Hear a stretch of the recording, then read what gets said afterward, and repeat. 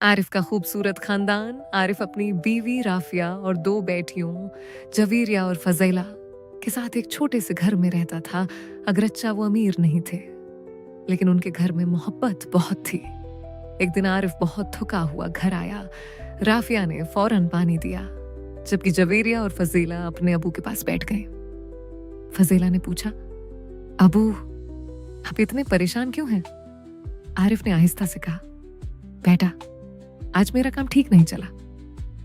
ये सुनकर राफिया बोली, परेशान ना हूं, अल्लाह हमारे साथ है। उसी रात पूरा खानदान मिलकर दुआ करने लगा।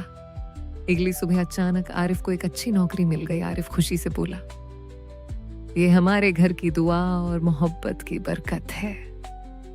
सबक: जिस घर में मोहब्बत, सब्र और दुआ हो, वहां अल्लाह हमेशा बरकत देता है।